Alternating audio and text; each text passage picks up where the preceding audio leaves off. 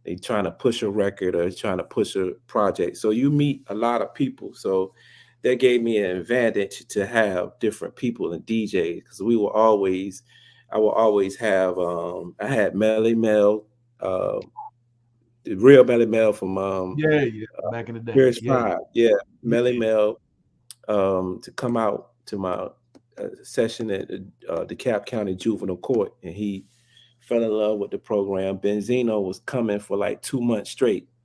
Like Mm. he kind of really took a liking to how the process is and how we did things. And it's always an advantage though from being, in the entertainment and being in the record industry.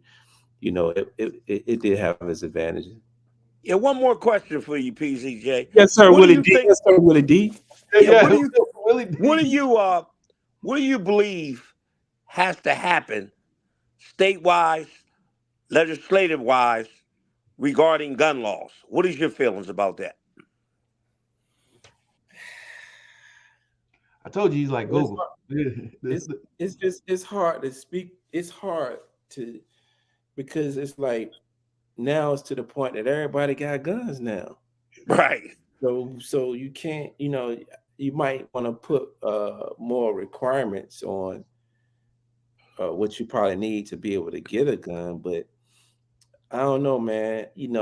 I think we too far in, and that's why I think this program will be very effective in different markets and cities because when I first started it, I used, well the kids would tell me I will say, yo, well, why are y'all like, why y'all shooting? Like, why? Because when I was doing the Cab County Juvenile Court, I did for a couple of years. So most of the kids was in there. They was the ones that active.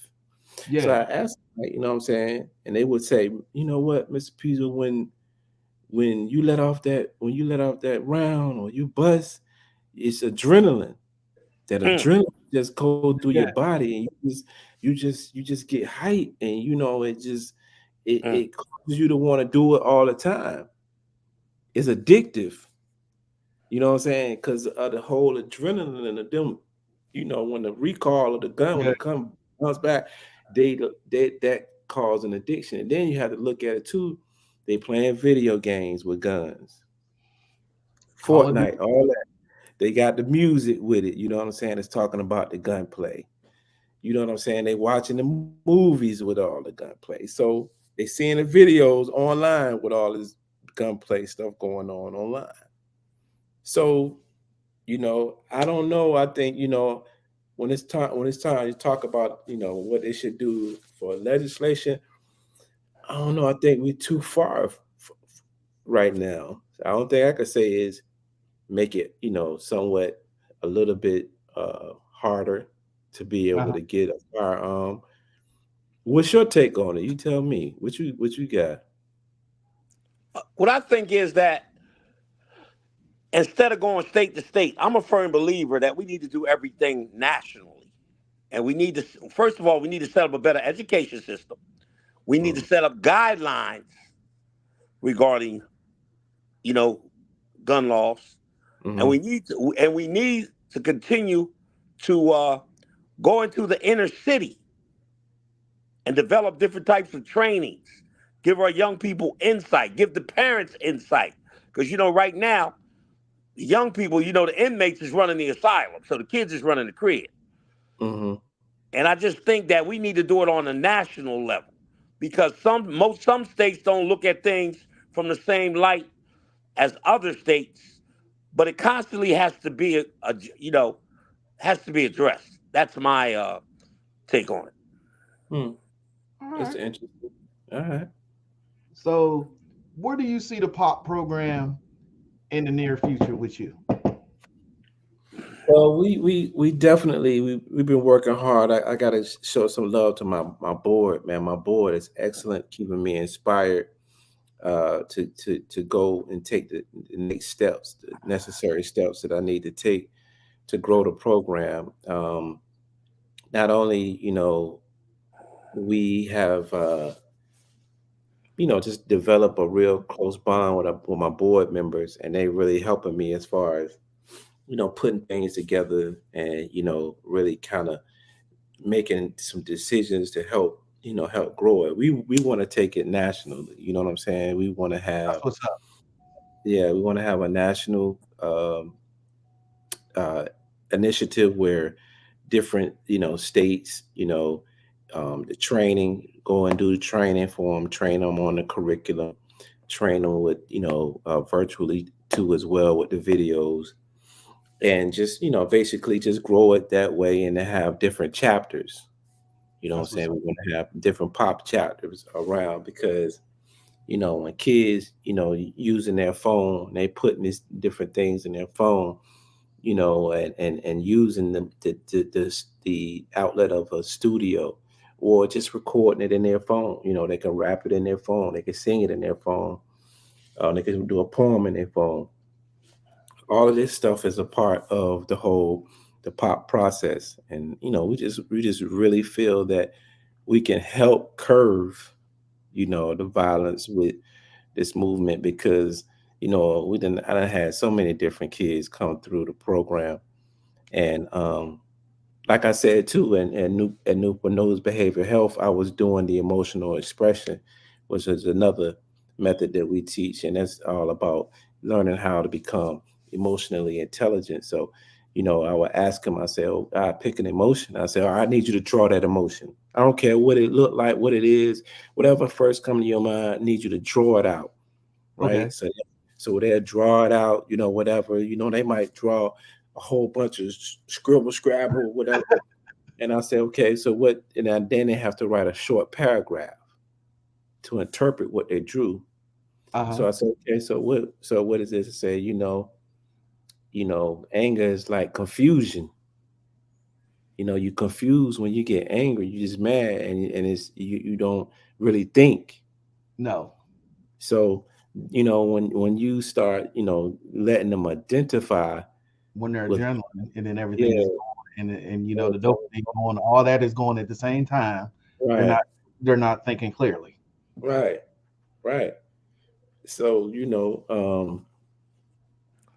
it's definitely situations where we use these methods and they work, and a lot of kids that done went through the program, because we was doing it. I was doing it in Newport News and in P Town too. So I had two contracts that I was doing, but I wasn't doing a lot because I was just really focusing on the surgery with my mom, and then after the surgery, just kind of just Yes. staying So aligned. Try. yeah, so the surgery with your mom, I know, how did that I know everybody your mom comes first before anything. Hmm. That's how did that make you, like, you had to go through that, like, how did that make you feel going through that totally once you started this and you was like, man, I got to help my mom first. And I know that anybody knows your mother comes first, and then you have to get back on that horse and start all over again. Yeah, I know what you're talking. I know how you feel, man. Come on. Well, Yeah. yeah, I didn't even really think about it when she called me and she told Mhm. me. I was just like, all right, my mind just went to, how do I uh just e- liquidate Uh-huh. everything. It kind of just, go back. It was a lot of people was like, yo, just keep the program going. I was like, nah, I don't want to do that because if I ain't I'm not here to supervise it. I'm not going to put it in nobody else's hands. So I just kept like one contract, and we let them finish, and then I just kind of just moved everything. But to go back home to do it was an adjustment. You know what I'm saying? I mean, to be quite honest, I lost everything. Wow. But you know what I'm saying? But it's the biggest blessing that I've ever had. You know what I mean? To be able to assist and give her one of my kidneys, and now she's not on dialysis anymore, and that she's doing a lot better, and that I was able to be a part of that is a major blessing. You know what I mean? And I had moments when I'm like, man, because I didn't, will tell you, man, I ain't they ain't really know exactly what I was doing, that I have done. I ain't even talk about a whole bunch of stuff that You I had. didn't, no, you never talked about nothing. You just came in with my shift, what kids I gotta watch, and then I was like, "Hey, this dude's on the unit with 12 boys, and they never start no drama when he's here." Only thing I had with you was like, "Hey, man, can you don't wear the hat?" That's it. Yeah, rob my hat. Yeah, that's it. That's the only thing I had with you. Just, hey, can you not Nah, wear? and the cast and the cast. Yeah, and again, but that was it. I was like, "Hey, I didn't know you from can of paint." I was like, "All Yeah, right." You didn't say nothing. You just like you kept to yourself. I really didn't know all that was going on. I mean, some people just don't like to share, and once I start following you and seeing what you was doing, I was like, man, this dude had all this going on, and he was still like really helping kids mentally, and had stuff going on his own. Like, you're helping kids, and you got stuff going on. That's hard on a person. That's really hard. nah, it is, and even in like a lot of the markets that I've been in, because I was working like in a lot of those markets, I was working full time on the radio every day, and then I was working full time in like a juvenile detention center, and they wouldn't even know that I was. They know me, right? Because they'll just say Pezo, but if I ain't say coconut, they wouldn't know. They don't put it together. Oh, I So when love they it. would find out, like they'll find out maybe like a year or close to a year, they'll be like, "Hey, why you ain't say nothing, man? Why Mr. Pezo, that's wrong." I'm like, bro, it ain't that wasn't important.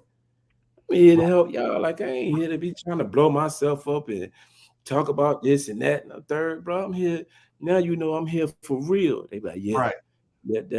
that's what's up. So they respect that, because I just don't really care unless somebody talk to me and they might have followed me or something. Because it was a couple people that was at Newport News Behavior Health that kind of knew a little bit about what I was doing, Yeah. and so it just varies. I just don't really carry it like that, man. You know what I mean? Unless you really kind of know and you say Yeah. something to me, and I'll share it with you. But other than that, bro, But that's good. You always stay humble. That's one yeah, of the main characteristics people, you know, they forget about. Staying yeah, humble. nah, I OG. definitely. Go ahead. Well, first of all, you're doing a great job. Thank you, Willie D. You got a great team. You're Mm-hmm, bored. mm-hmm, The most important thing is, man, you're educating young people, giving them awareness, which is important mm-hmm, because in today's society, we got too many young people who are followers, and they don't mm-hmm, understand the importance of leadership. For me, we got to continue to push education mm-hmm, because without education for us as people of color, we'll never stand a chance, period. mm-hmm. But PZJ, just for this, if you had one message for young people all over, what would that message be? Whatever you do, you know, you got to put God first, man. Amen. Once you put him Amen. first, things will happen, and never stop dreaming. You know what I'm saying? Dream big. I never anticipate me being on the radio and doing the things that I've done.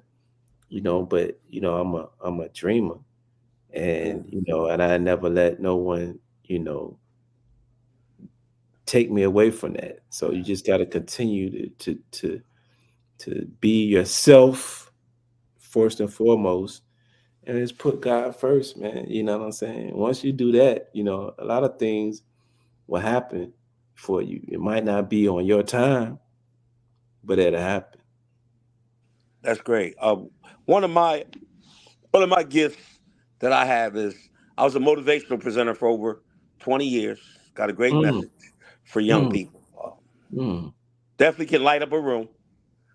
We got to connect so I can come down to the ATL and maybe do something in these schools and do something in these places. That's what it's all about, man. Yeah. It's about building relationships and moving on and trying to continue to impact lives. And I have a tendency to, when I present, a lot of humor. Nobody's going to sleep, and I can captivate an audience. Okay. Whether it's 10 people or 5,000, matter. You know, I was a former basketball All-American. I love the bright lights and the big stage, buddy. Okay. So we got to try to link up with something. I got to try to call you and maybe come down and spend a few days with you. See, are you coming to speak, or are you trying to go to Magic City? Which one? No. He coming to speak. He got. I'm coming to speak, but just do me a favor. You're gonna have his old lady come on here and shut it down. Right now, I don't have no old lady. No. Listen, let me tell you something. All you got to do, Will, pick up that telephone. Will, I'm trying to pick up that telephone, call Shaq, and tell Shaq leave my ticket at the airport.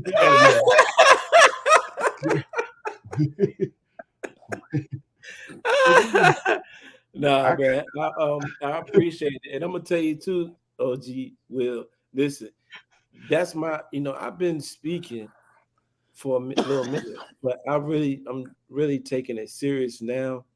So I'm gonna need some pointers on how to be able to, write it out. You know what I mean? Because I'm like, I've been on radio for so long, so spontaneous, you know what I mean? But now that I'm taking it serious, I really want to take it to that next step. Level. Yeah. Okay, hey man, listen, I like I said, everything for me comes natural, nothing scripted.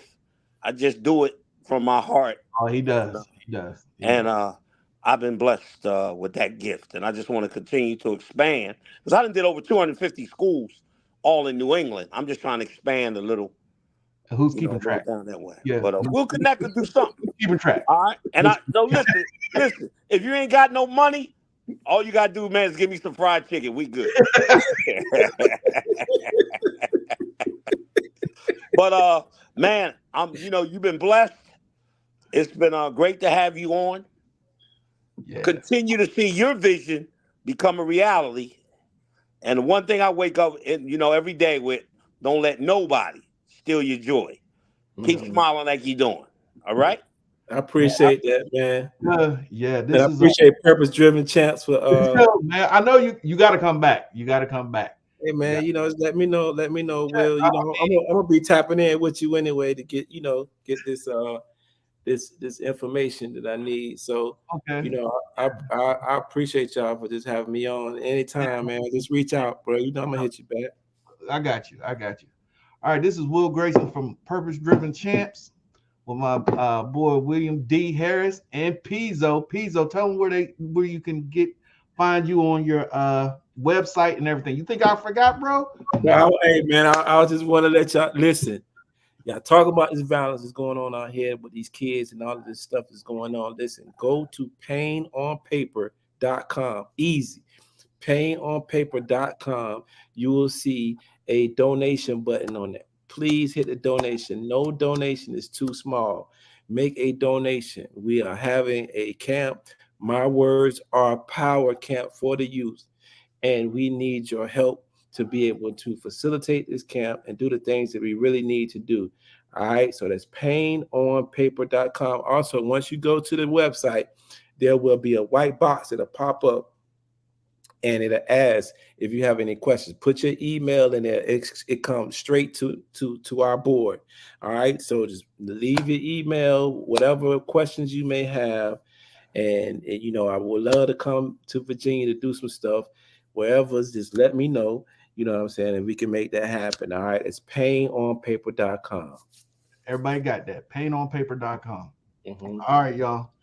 It's been real. So we'll see you next week with another Purpose-Driven Champs podcast. Goodbye.